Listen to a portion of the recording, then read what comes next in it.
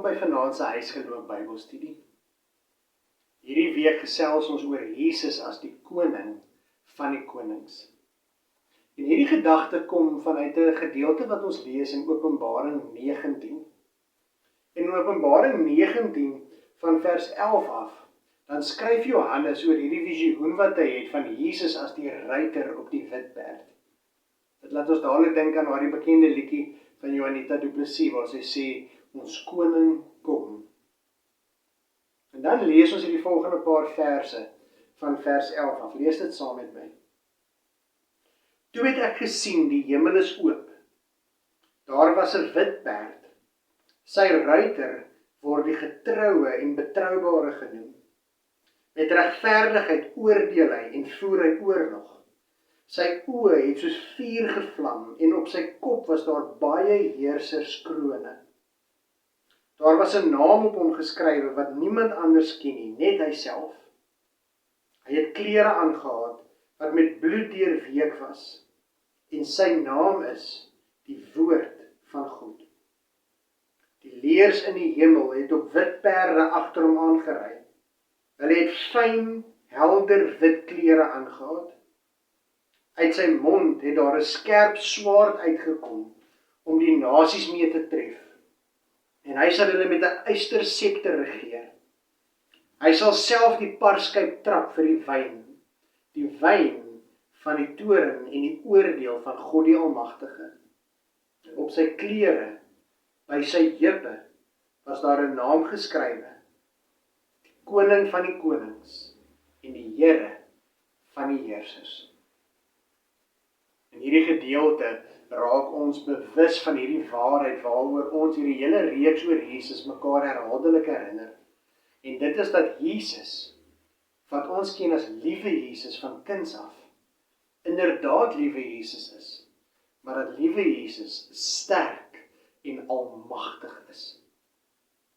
Johannes verwys hier na Jesus as die koning van die konings. En wat interessant is, dat wanneer ons Openbaring lees, spesifiek ook hierdie gedeelte, en die gedeelte, die verse net voor ons teksgedeelte vir vanaand, dan sien ons hoe Johannes iets uitbeeld van die storie van Jesus. Net voor hierdie gedeelte, dan sien Johannes vir Jesus as die lam, en hy praat van die bruilof van die lam. En met hierdie beeld as lam, verwys hy natuurlik na Jesus se dood aan die kruis, en dat Jesus wat homself moes offer het, om ons sondes te vergewe, vir ons vryspraak, vir ons verlossing. Maar dan skuif Johannes 'n visioen van die lam af, na Jesus as die ruiter op die wit perd, die koning van die konings, en sien ons hier die storie van Jesus, so wat ons dit in die Bybel lees, waar Jesus vir ons sondes aan die kruis gesterf het, sodat ons sondes vergewe kan word, maar dat Jesus daarna opgestaan het, dat hy die dood en die bose oorwin het, en dat hy opgevaar het na die hemel, en sit aan die regterhand van God, waar hy nou regeer as koning oor die hele skepping en oor al die nasies, tale en kulture. Die een uiterste sien ons Jesus as die lam wat geoffer word.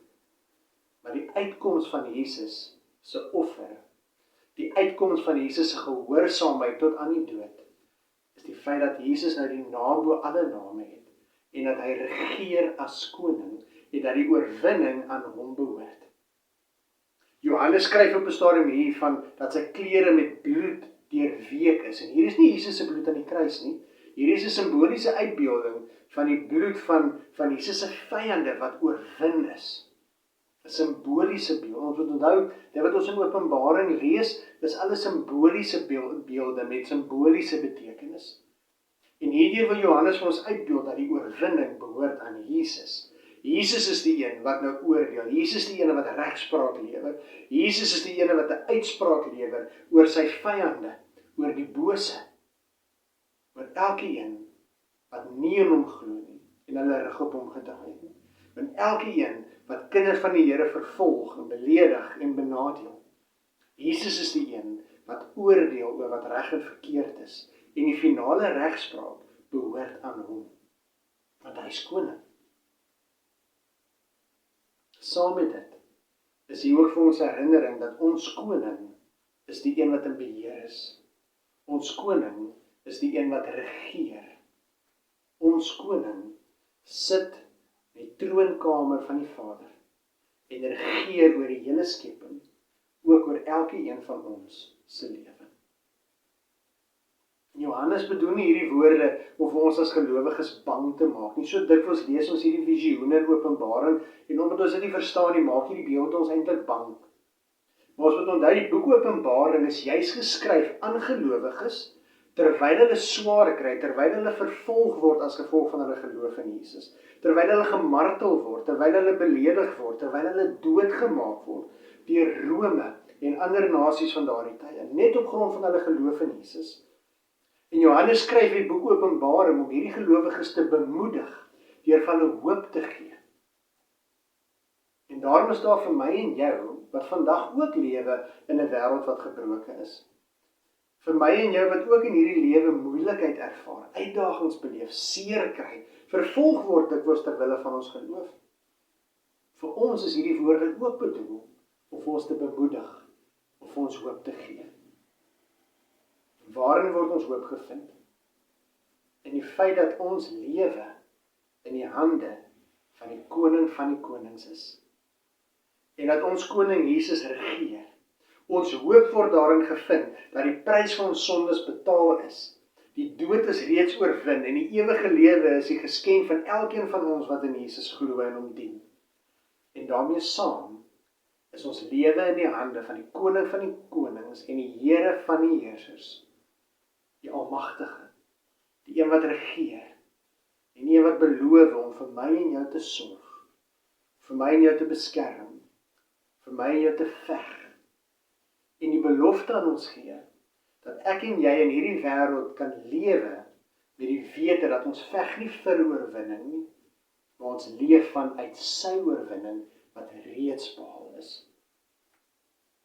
In vanaand se huisgeloof Bybelstudie gaan ons nog kyk na verskillende teksgedeeltes wat iets vertel van Jesus as die koning van die konings, en spesifiek dan ook oor Jesus se koninkryk, die koninkryk van God wat hy aan ons bekend kom maak het. In hierdie teksgedeeltes gaan ek en jy die geleentheid hê om meer te leer oor Jesus as die koning van die konings en oor God se koninkryk, en natuurlik altyd te vra, wat beteken dit vir my lewe as 'n kind van die Here? Vir ons gesinsmoment gaan ons krone maak, maar daardie krone gaan ons eers op ons eie kop sit, maar dan ook as 'n simboliese handeling saam as 'n gesin van ons koppe afhaal, so wat ons 'n gisteraand oordenking gehoor het, en dit by Jesus se voete neersit, en saam as 'n gesin vir Jesus sê, Here, daar's net een koning van ons lewe, en dit is U. Mag vanaand se huisgeloof Bybelstudie vir elkeen van julle 'n besondere ontmoetingsgeleentheid met die Here wees. Mag julle teen die einde van vanaand, of wanneer julle ook al hierdie Bybelstudie doen, opnuut weer besef hoe groot en almagtig ons Jesus is. Hy is die ruiter op die wit perd, hy is die koning van die konings, en hy is die Here van die heersers. En hy is lief vir elkeen van ons, en ons lewe is in sy hande.